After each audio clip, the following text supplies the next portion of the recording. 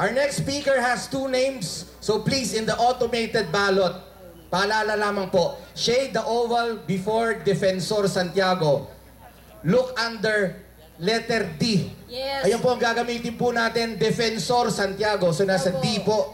Alright? Baka po kasi hanapin niyo siya sa Santiago, nasa D po siya, Defensor Santiago. Si Senadora Miriam Defensor Santiago ay idolo ng lahat ng Pilipino dahil super talino, super tapang at super tapat.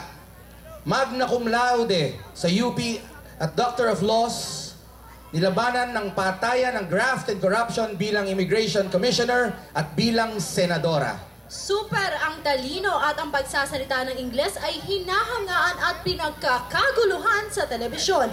Nakamta ng parangal bilang isa sa 100 most powerful women in the world. Imagine ko, Randy, in the world. Not just in the Philippines, in the world.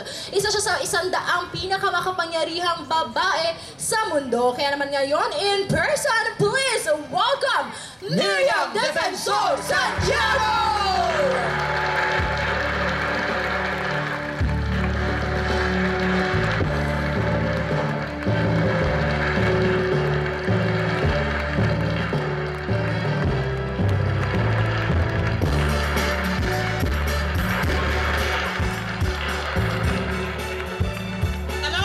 Introduce myself.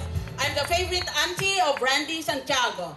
At minsan pa, magkasama kami sa